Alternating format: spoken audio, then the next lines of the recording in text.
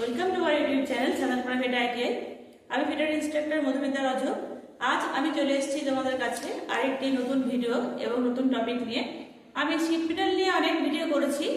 Sheet metal কি, কত রকমের শীট হয় তোমরা প্রত্যেকেই জেনেছো। তো শীট মেটালটা যখন আমরা বাজার থেকে কিনে আনি তখন কিন্তু অনেকটা বড় সাইজের থাকে এবং সেটাকে কেটে শেপ দিয়ে ফোল্ড করে বা বিভিন্ন টাইপের শেপ দিয়ে কেটে সেটাকে কিন্তু বিভিন্ন টাইপের আমরা জিনিসপত্র তৈরি করি তা দিয়ে। তো এটা হচ্ছে তোমার একটা শীট মেটালের একটা গুরুত্বপূর্ণ পার্ট, তো গুরুত্বপূর্ণ একটা অংশ। তো এই শীট মেটাল নিয়ে যখন আমরা কাজ করি, সেই কাজ করার জন্য আমাদের কিন্তু একটা গুরুত্বপূর্ণ স্টেপের সম্মুখীন হই, সেটা হলো আমাদের নচ বা ভাঁজ। তো আজকে আমাদের ভিডিওর আলোচনার বিষয়বস্তু হচ্ছে নচ কি, কি কারণে নচ করা হয় এবং এর প্রকারভেদ সম্পর্কে। তো চলো দেখে নিই আস্তে আস্তে নচ কি জিনিস।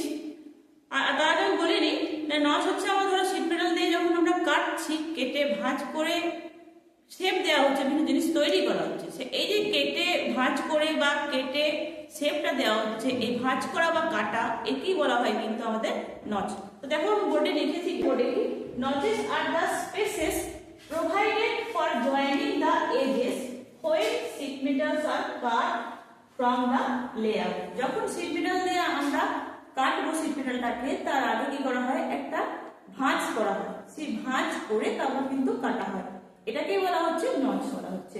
তো কি কারণে আমরা নচ করব দেখে নিই। Purpose of notches to allow the work to be formed to the required size and shape.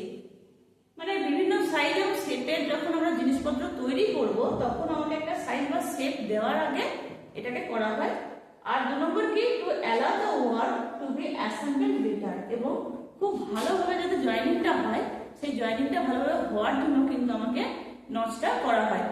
এবং এটা অ্যাকুরেট বেন্ডিং এর জন্য করা হয় না। বেন্ডিং এ করার সময় আমি যখন শীট দিয়ে বেন্ডিং করবো শীটটাকে, তখন যদি আমাদের ভাঁজটা না করা থাকে তখন সেই শীট মেটালটাই কিন্তু আমার কি হবে, একটা স্ক্র্যাচ পড়ে যাবে এবং বেন্ডিংটা আমার ভালোভাবে হবে না।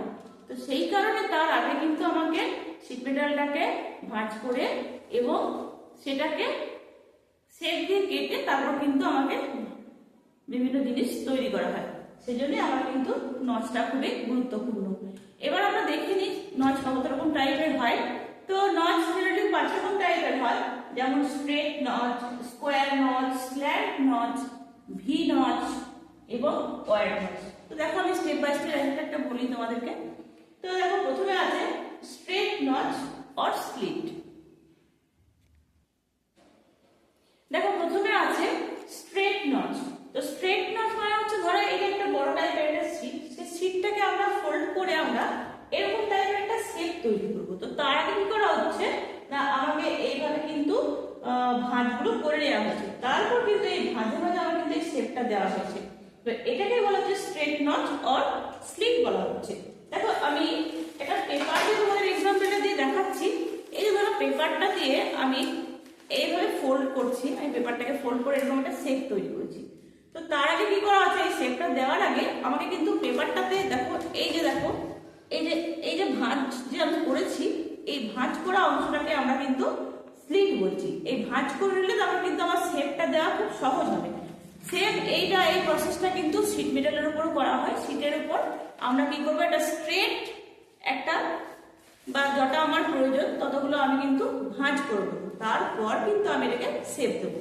তো এটাই হচ্ছে আমার, এই শেপটাকেই বলা হচ্ছে আমার স্ট্রেট নচ অর এটাকে বলা হয় স্লিট বলা হয়। এটা স্লিট নচ নামে পরিচিত। তো নেক্সট দেখো এরপর আছে আমার স্কোয়ার নচ।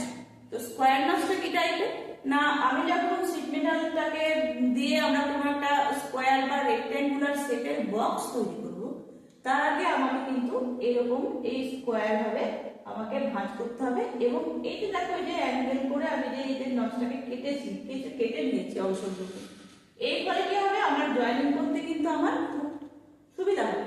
এবং এই জয়েনিং কেটে নিয়ে তারপর আমি কিন্তু এরকম একটা শেপ দিয়েছি, একটা রেক্ট্যাঙ্গুলার বক্স এঁকেছি বা তৈরি করেছি আমি বক্সটাকে শীট মেটাল দিয়ে। তো এটাই হচ্ছে আমার স্কোয়ার নচ। দেখো একটা এক্সাম্পল তোমাদের দিই। এই যে দেখো একটা শীট মেটালের একটা বক্স, দেখো এটা একটা শীট মেটালের বক্স। তো এই বক্সটা সেম দেখো এখানে ছবিটা এঁকেছি এই বক্সটার মতনই। তো তোমার কি হচ্ছে, এটাকে প্রথমে আমাকে কি করা হয়, এটা আমাকে তার আগে প্রাথমিক অবস্থা আমার যখন শীটটা এরকম ছিল, এরকম থেকে আমাকে দেখো এই যে কর্নার গুলো আমি কেটেছি অ্যাঙ্গেল করে, এরকম অ্যাঙ্গেল করে তারপরে কিন্তু আমি ফোল্ড করে এরকম আমি বক্সটা তৈরি করেছি। এই যে দেখো এই যে সাইডে যে ফোল্ডিং গুলো করা আছে, এই যে পোর্শন গুলো কিন্তু আগে কাটা আছে, এই স্কোয়ার ভাবে কেটে কিন্তু আমি এই বক্সটা তৈরি করেছি। এটাই হচ্ছে আমার স্কোয়ার নচ। তো স্কোয়ার নচ এই কারণেই কাটা হয়, যখন আমরা কোনো রেক্ট্যাঙ্গুলার বা স্কোয়ার শেপের বক্স তৈরি করি তখনই কিন্তু আমাদের এই স্কোয়ার নচটা কাটা হয়। নেক্সট হচ্ছে আমার স্ল্যান্ট নচ।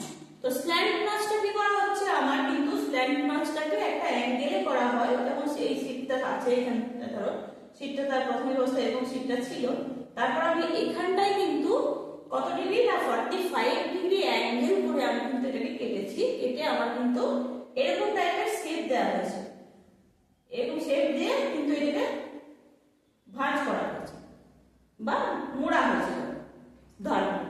তো তার আগে কিন্তু আমাকে এরকম ভাবে 45 ডিগ্রি অ্যাঙ্গেলে কিন্তু কেটে নেওয়া হয়েছে, এটাকেই বলা হচ্ছে আমার স্ল্যান্ট নচ।